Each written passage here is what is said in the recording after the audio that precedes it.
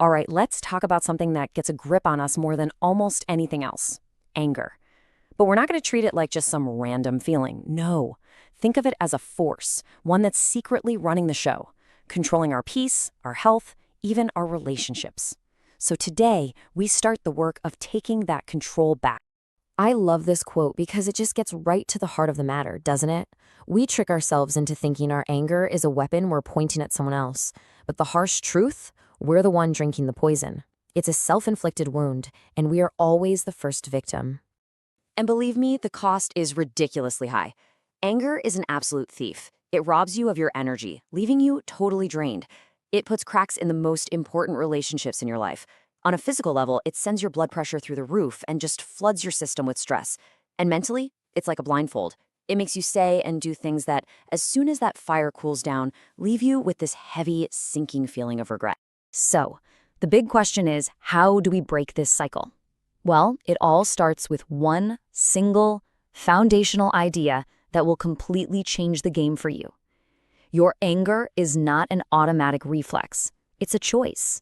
I mean, really think about this for a second. Picture two people hearing the exact same insult. Person A might just explode, right? Full-on rage. But person B, they might just kind of smile and go, "Hey, thanks for sharing."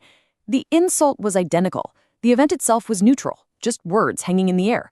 The only thing that was different was the internal response. And that shows you where the real power is. It's not in what happens to you, but in how you choose to react. And this breaks it down perfectly. These are the two paths you can take. On the left, you've got that automatic reaction. That's when you say, "They made me angry." And what you're really doing is handing the remote control for your emotions over to somebody else. You become a slave to whatever they do or say. But on the right, that's the conscious choice. That's where you hold on to your power, where you decide, "Nope, I'm the master of my own mind." And that's the key right there, this ability to create a little space, a pause between what happens and how you respond. That's what makes us human. It is our greatest superpower. We don't have to just react on pure instinct. We can take a breath, we can think, and we can choose a response that lines up with the kind of person we actually want to be. This is where real freedom starts. Okay, so we've got the big idea down, choice. But what do you do when you're in the thick of it? When you're seeing red and your blood is boiling? For that, you need a practical, in-the-moment first aid kit for your emotions. Here it is, a simple, 3-step protocol you can use immediately. First, pause. Literally, close your mouth, do not let a single word escape. Silence is your best friend in this moment. Second, step away. Get out of there. Physically leave the room, leave the situation. You have to break that anger loop. And third, breathe. This is where you manually take back control of your body. Let's look at exactly how to do that. Now, this isn't some feel-good trick. It's a straight-up biological hack. The 4-4-8 method is like a direct message to your nervous system. By making your exhale longer than your inhale, you are sending a powerful signal to your brain that says, "Hey, we're safe. The emergency is over. Stand down." It's incredible how fast this simple act can lower your heart rate and bring some clarity back. This quote just nails why that pause is everything. Our first gut reaction, that lightning-fast impulse, it usually comes from our most primitive, ego-driven self. But if we can create just a few seconds of space, it gives our wiser, more thoughtful self a chance to step up to the plate. That pause is literally the doorway to your better judgment. Now, those emergency tools, they are fantastic for firefighting, for putting out the fire in the moment. But if we want to find real lasting peace, we have to go deeper. We have to move beyond just treating the symptoms and start digging up the root cause. Now, here's a mind-blowing insight for you. The thing that set you off today, the traffic jam, the comment someone made, that little mistake, it's rarely the real source of the explosion. More often than not, it's just the final drop in a bucket that's already overflowing with old hurts, resentments, and pains that we've been carrying around for years. The thing that's happening now is just the trigger for a much older wound. And that means the deeper work is all about learning the art of letting go. Now listen, this isn't about being weak or saying what happened was okay. It's a strategic move to set yourself free. Forgiveness isn't a gift you give to them, it's a gift you give to you so you can stop carrying their poison. It's about deciding that your peace today is way more valuable than your pain from yesterday. When we're stuck in that old pain, our mind asks these very specific kinds of questions. Questions like this one. Why me? Why is everything so unfair? These questions are traps. They're not looking for answers. They're just designed to dig us deeper into a hole of feeling like a powerless victim. And that is the perfect breeding ground for anger. But listen to how everything shifts when you just change the question.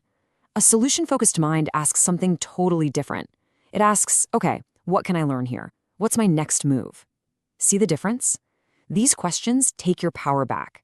They turn you from someone who just reacts into someone who creates. They transform anger from a destructive mess into a clear signal for growth. And here is another absolutely crucial piece of the puzzle. If you find yourself exploding all the time, it is an almost guaranteed sign that you haven't been speaking your truth along the way. Your anger becomes this loud, messy, chaotic spokesperson for all the boundaries you didn't set calmly and clearly when you should have. So, how do we do it right? It really comes down to 3 things. First, timing. Speak up early, speak up calmly. Don't wait until you're about to blow a gasket. Second, language. Ditch the attacking you always or you never statements. Instead, own your feeling. Start with I feel. And finally, your goal. Your goal is not to win the fight. Your goal is to protect your peace. Think of healthy boundaries as the ultimate anger prevention plan. Okay, so when you start to put all these pieces together, the power of choice, the emergency tools, the deep inner work, the healthy boundaries, something really amazing starts to happen. You start to transform. You start moving towards this ultimate goal, becoming a person with an unshakable inner calm. I love this slide because it illustrates the final, most important shift in your mindset. A lot of us go through life as the absorber. We just soak up all the moods, all the drama, all the negativity around us. We become the storm. The goal is to shift into being the observer. Imagine you're the vast, calm sky. You can watch the clouds of emotion and all the external drama just pass on by without becoming them. You stay steady. So what is this observer, really? It's that core of pure awareness inside of you that's separate from your thoughts and your feelings. It's the part of you that can witness an emotion like anger rise up, acknowledge it, and not get swept away in the current. Cultivating this perspective, well, that's the highest form of mental strength. You can feel the anger, but you know deep down that you are not the anger. You are the one watching it. This is what that looks like in the real world. This is the unshakable you. It's a person who stays calm and clear-headed, a person who is in control of their own mind, someone who chooses to set boundaries instead of having explosions. You're building solutions instead of just complaining. You're no longer fighting with life. You've learned how to rise above the storm. So you see, at the end of the day, this journey isn't about suppressing your anger or fighting against it. That's just a recipe for more tension. It's about understanding it, learning its lessons, and ultimately outgrowing the need for it.